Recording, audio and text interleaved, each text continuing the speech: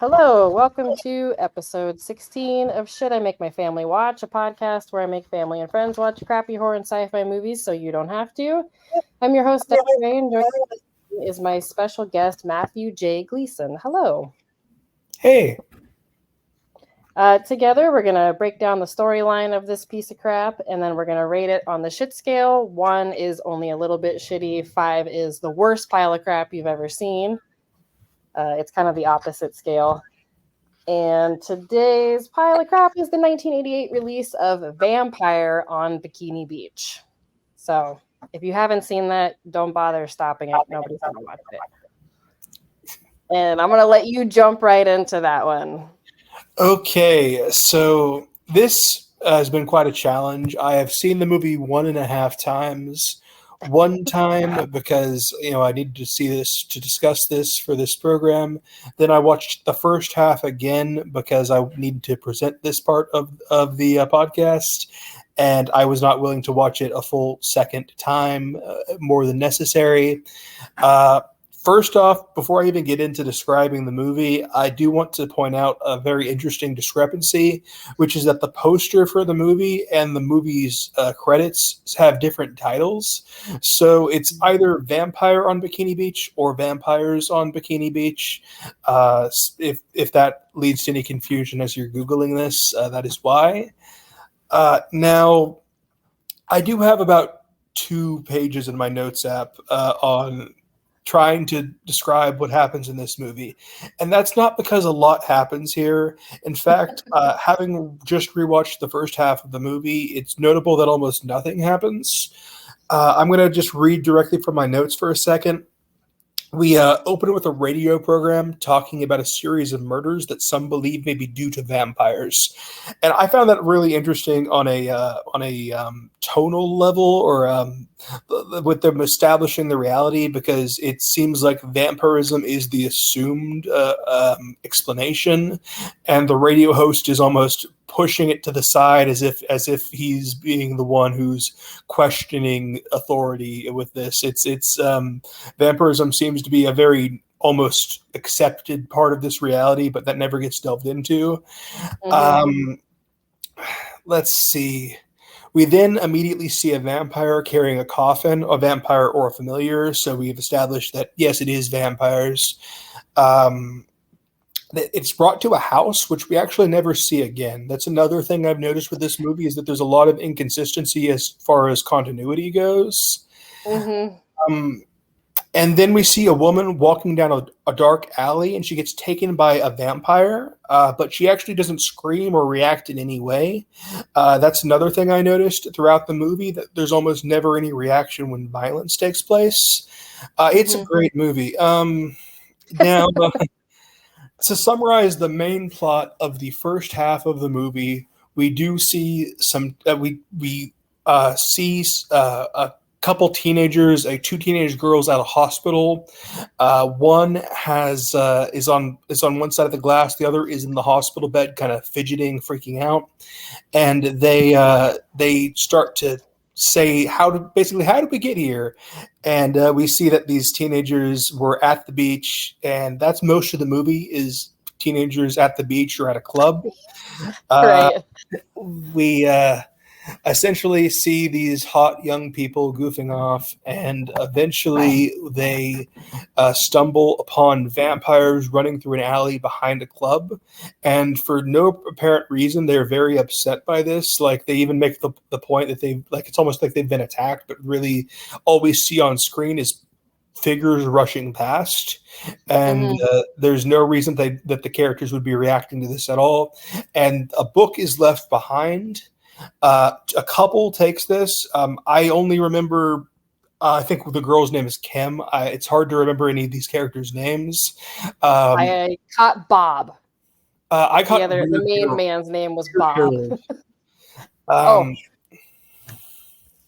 There was a Bob. And probably, I think there's a Bob. I didn't catch the other ladies, though. Okay.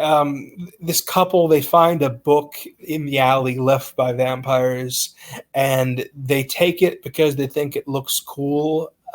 There's no real reason beyond that. It ends up at the girl's house, and she goes to bed, and it starts smoking. She says it caught flame, but it didn't. So I think that's a part where they were going to pay for more expensive special effects, and they didn't. Hmm. It starts smoking. So the next day, or later. The time frame of this movie is also very unclear. At a later point, she tells her boyfriend or love interest that the book had caught fire. And he says he knows just who to take it to. He knows a random professor who is, for some reason, qualified in magic books. And the professor is also really unimportant to the plot because the professor says that it's a book of the dead and to take it to a priest. So they But he's go to wearing a priest collar, isn't he?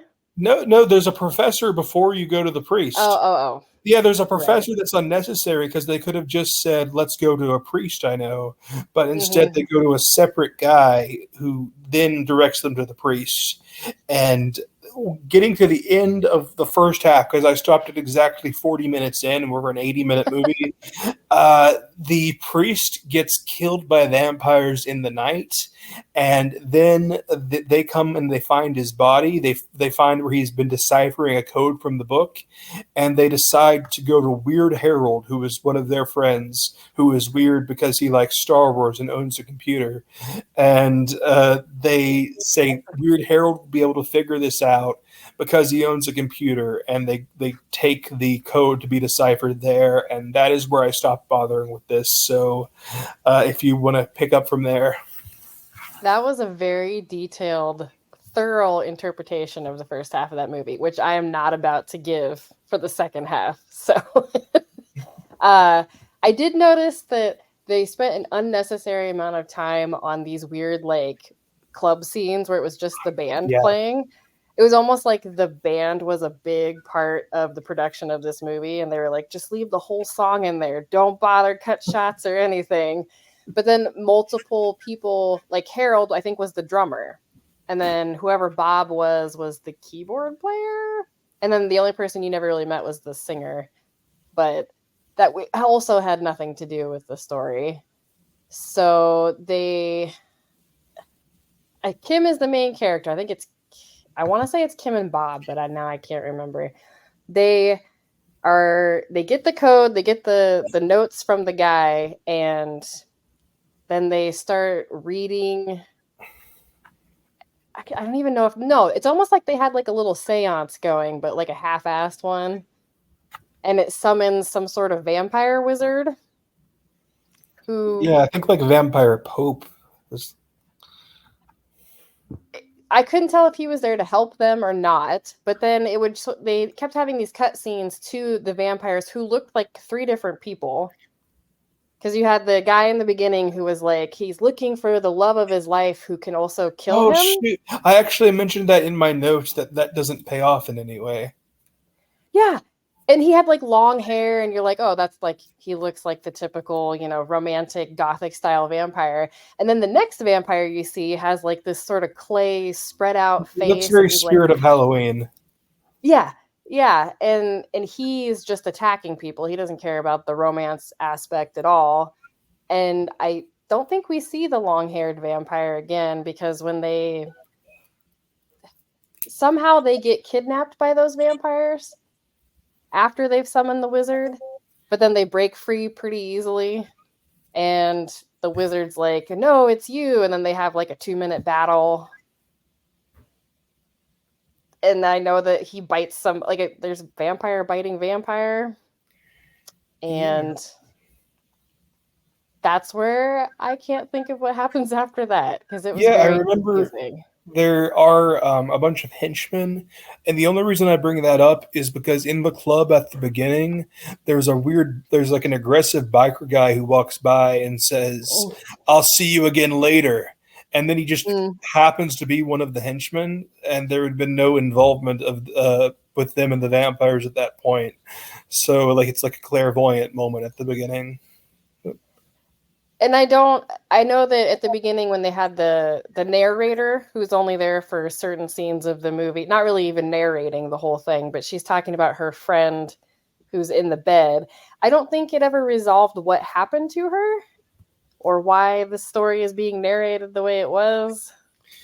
Yeah, that's another thing I noticed is that the narration is so sporadic. I kept forgetting that there was a narrator, and then it would kind Mm-hmm. of pop in and be very jarring for the film. It reminds me a little bit of a much better director, Dario Argento, whose movies Suspiria and Phenomena both have like two moments where they have a narrator, and it just it breaks the whole movie in Mm-hmm. a really fun way. But this is a terrible pile of trash that also has that effect. So it's just there's no level at which we are invested. Also, we're discussing the plot. I do want to point out that if you're not seeing the film and you're just hearing us talk about it, it is visually awful. It is Yeah. almost impossible to see anyone's face. It's like everyone in the movie is in witness protection. It's the camera is always unfocused and it shakes it several times. A lot of times the editing doesn't work, so you can clearly see people aren't delivering dialogue. It's just It's bad. It was really badly dubbed over too. yeah, exactly. Yeah. And I don't I feel like the actual book itself, I thought that it came from the bikers because wasn't there a biker couple in the alley and they like sort of got in a fight even though it wasn't really a fight, it was like a stare off and then somehow the book got left there. But then you see that biker again when the vampire familiar comes and he like squishes their heads together. Isn't that the same guy? Well, there's a biker couple that they have a separate confrontation with that gets killed. That get killed, and then there is another biker type guy in the bar who just has one line of dialogue, which is that "I'll see you later," and he happens to show up later, which is foreshadowing, I suppose. I think I just assumed they were all the same guy. Well, you can't really see anyone's face in the movie, so it's hard to speak on that. It didn't have the like I expected the campiness, but like you pointed out, Dario Argento movies have a level of like fake blood and gore that makes them at least enjoyable in a campy way, whereas Yeah, this had nothing. It didn't yeah. offer anything. I picked this movie because I wanted to kind of break the, I know that's usually kind of uh, irredeemable crap for this podcast. I was Mhm. hoping for something that would be at least, licentious. I thought we would have kind of an over the top Playboy does direct to DVD, direct to video horror kind of thing. There are two scenes of bare butt in the movie. And that Uh, was it. yeah, that was it. And nothing is shot in a very lustful or warm way. It's everything is just so ugly in this movie. It Well, did you see the Tubi cover? The cover on Tubi versus the one on Amazon Prime are two different covers. Oh, I didn't notice that. So the one that I saw the first time has the like clay looking vampire and he's like making it's like almost drawn like an antique, like I don't know what you call it, like a throwback to the old 50s and 60s movies. If that's the style of poster it is. But when you find it on Tubi, it's like a chick with bat pasties on, Yeah, that's what which I also saw. has And nothing to do. yeah, that's why I picked the movie was the Tubi cover. Yeah, I didn't see that one the first time. Uh, So I don't recall how it ended, except for that the vampire wizard somehow helps them fight the vampires, and then they're like on the beach again. So I okay, feel like I that's might have missed something. yeah, so the reason there is a framing device is that one of the girls was bitten by a vampire during before Oh. they escape. So she's in the hospital for being treated for vampirism. So Okay. that's another thing with this movie where it seems like vampires are just a part of the world, because they have taken her to like a regular hospital where they are treating her to, I guess, fix her vampirism. Uh, it's never really explained, even though the whole movie should, in theory, be explaining it. But yeah, that's what's happening. Well, okay. I missed that she got bit. I do remember seeing the two friends with the fangs, but I thought that was supposed to be like a goofy ending. I don't recall anything else in this plot that stood out to help the storyline. It was very patchy. So unless you had anything else, I'm ready for a rating. Okay, now with it's tempting to go 5, but you know, it, it I'm going to hold back my 5, especially if I come back on this podcast at some point. There's always There something are worse. elements that appeal to me. There was some bare ass. There was vampires are technically in this movie. Hmm. I'm gonna go with 4.5. That's still pretty high. Like that's could someone pay you to rewatch this movie? Well, I'm a piece of trash, so yes. So Okay, let's go that's fair. 4. That's 4 is my final. 4 out of 5. I gave it a 3 out of 5 because I try to save my fives for things that make me like belligerently angry. But I would have a hard time trying to get through this one again because I fell asleep the first time and then I could not get that ending, could not pay attention to the screen. So definitely not my favorite vampire movie. Are you ready for some questions? Oh, sure thing. Okay, what is your favorite shitty movie? Favorite shitty movie.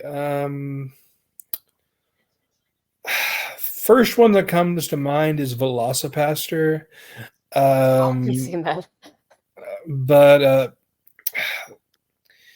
yeah, I'm gonna go with that. Even though I've only seen it like no, okay. If depending on how we're defining shitty movie, maybe Toxic Avenger 4 Citizen Toxie. I don't. There's Is that the one where it starts late, like there is no number one or number two, or is this the full? No, no. It's one of the Toxic Avenger films. It's in the series. I don't Um, think I've seen that one then.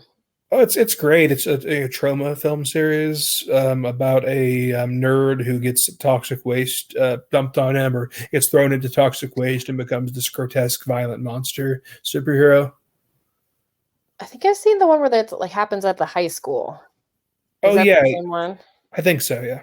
Yeah, okay. I have seen that one. That was interesting. That was a weird one. So that's your favorite shitty movie, the camp, Okay, the shoot. Okay, third. Okay, okay. Final answer. Satan's Little Helper, which is about a kid who is plays a Satan-themed video game, and then on Halloween he finds a serial killer dressed as Satan, and he goes around helping him kill people. It's a very low budget, very cheap looking horror movie from like 2005. Okay, well what do you like about it? Why is that one It's just a fave? fun kills and strong child actor, and just it's got a really fun slasher energy, and reminds me of be and I started watching it as a kid, but it reminds me of being a kid and idolizing monsters. Hmm, that's fair. I've never seen that one. What is the worst movie you've ever seen? It does not have to be a horror movie. Movie you hate. War Room. It's a Christian movie about divorce or about marriage. I saw it when I was like 15 or 15 or 16 in the theater with family. Is it It's like a propaganda film? yeah, it's like I think the same studio as God's Not Dead. Never heard of that. You've never heard of God's Not Dead? No. It's like that's the main Christian franchise. That's like, you got to pray away every, all the lefties and the gays, and it's Oh, got it. Yeah, like no, no, yeah. War Room is like is a movie about a couple that's going through like the husband's cheating and like abusing drugs, and it's about the woman who discovers she can pray and scream in this room in her house and make her life better through the power of prayer. It's a very bad movie. that sounds terrible. What kind of horror genre is your favorite? What of the? I know you mentioned slashers. If I'm gonna be as broad with this as possible, I'd say supernatural horror. I occasionally do like non supernatural horror, but for the most part, what I engage with and what I produce tends to be supernatural, tends to be otherworldly.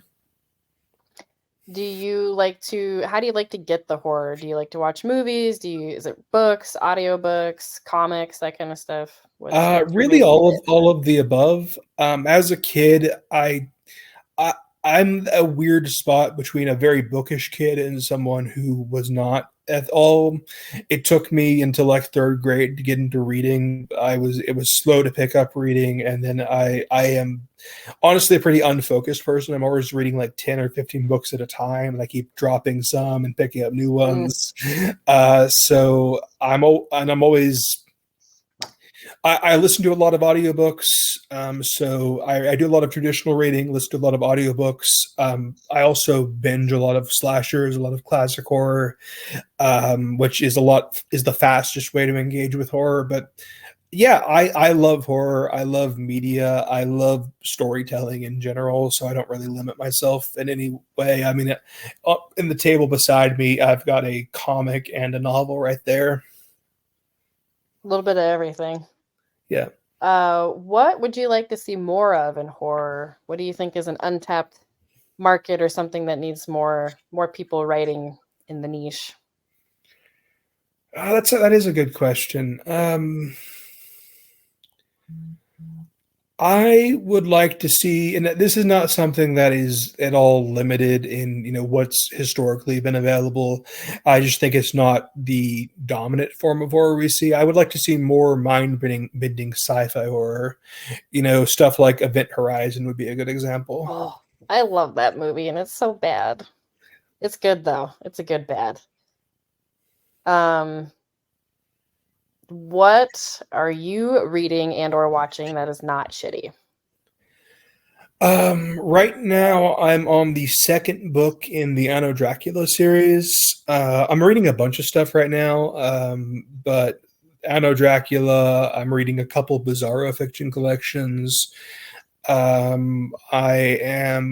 just started watching Kevin Can Fuck Himself. Sorry if I shouldn't be swearing on your podcast. Oh no, it's explicit. It's fine. Yeah, and I've been watching a lot of Star Trek, Lower Decks, and Strange New Worlds lately with my friends. Besides that, I'm always watching different movies. I'm gonna probably watch Cat Brain, which is a Giallo film tomorrow. But yeah, that's pretty much it. I'm getting really into Anno Dracula lately. I think it might become my favorite book series by the time I'm finished with it. Well, that one sounded interesting. What and then you told me, aren't you're coming out with a vampire book, right? Oh yeah, well I have a vampire book out. Oh, okay. It came out last year. It's called When Vampires Attack. If you go to Godless, it's just When Vampires Attack. But if you're looking for it on Amazon, it's When Vampires Attack with an exclamation mark at the end. Okay. Um, it's about a world where anyone can become a vampire at any time. So it's essentially, vampirism is a genetic condition which some people carry the gene for, and if you do, you can just drop dead and transform into a vampire at any point in your life, and just kill everyone around you. So it's about a woman Oh. whose father has become a vampire and killed an entire diner full of people in front of her, and he's been taken to a vampire holding facilities prison type place So she is dealing with trying to keep a relationship with her father, who is a blood-sucking monster, dealing with her house getting burnt down, trying to rebuild her life, and figure out what she even wants out of life now that she knows she could become a vampire at any time. Wow, that sounds intense. Well, I'm thank gonna you. have to Yeah. check that one out. I haven't Yeah. read any good vampire ones this year, so I need a good one. Oh, well, hopefully you choose that one. Anno Dracula is also really good, and Anno Dracula by Kim I Newman, and The Lesser Dead by Christopher Bielman's also excellent. think I've heard of The Lesser Dead. What else do you have coming up? What are you working on? Well, as of like 2 days ago, I put out a very short collection of like 20 pages called The Squirming Darkness as a Godless exclusive at godless.com for those unfamiliar with that. I also have a longer collection that's going to come out on December 13th, Friday, December 13th. That is called Not Safe for World, NSFW, Not Safe for World, and other stories. And that is a collection of some of my weirdest and most eldritch, most nightmarish stuff. And I'm really excited for that. Um, so that's coming out, and then I am working on a couple novellas and things to release next year. So it sounds like a lot of your stuff is more sci-fi, cosmic, vampire, horror. Is that kind of the niche you work in, or do you like to Yeah, do a little bit of everything? I try to do a little bit of everything. One of my projects that I'm working on is a dark fantasy horror set in a school for witches in a society based off of Soviet Russia. Oh wow. Um, I tend to go weird with it. I'd say what I write is dark fantasy, dark sci-fi, horror bordering on bizarro fiction. So weird on top of weird on top of weird with a kind of uh, anywhere from Cronenbergian to dark fairy tale aesthetic. That's cool. Where can people find? I know you mentioned Godless and Amazon. Is that where most of your stuff is right now? Yeah, I've got two audiobooks out. So if you want to go to Audible, you can get When Vampires Attack or Strange Phenomena, Volume 1. Strange Phenomena is my collection series that has 3 volumes. Those two are available on Audible. But yeah, all my stuff is either available on Godless or Amazon. My new 20-page collection, which has 3 pieces of flash fiction and one short story about a dinosaur versus a fascist, a dinosaur ghost versus a fascist. The Squirming Darkness is exclusively available on Godless right now for 99 cents.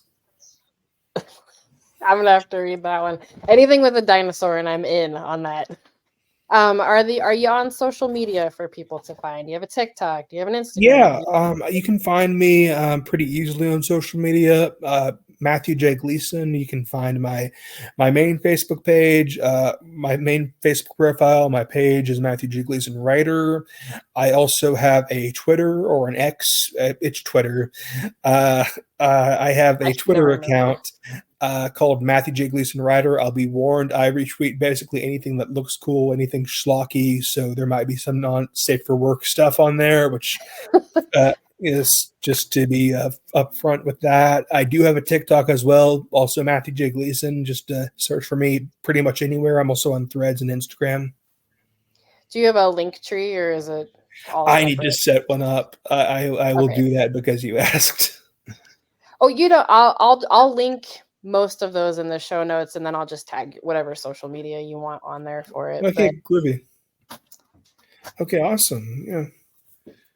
okay, if anybody else wants to give us their opinion on this piece of crap, if they've seen it, which I guarantee you haven't, you can find us on Instagram at SIMMFW podcast, or you can email us there. But I better not get any emails because this was terrible. And thank you, Matthew J. Gleason, for being on the show today. And next time, I'm going to pick the movie, and it's going to be just as terrible. So, tit for tat there. Thank you for having me. All right. And you guys go out and watch shitty movies so we can talk about them together. Thank you.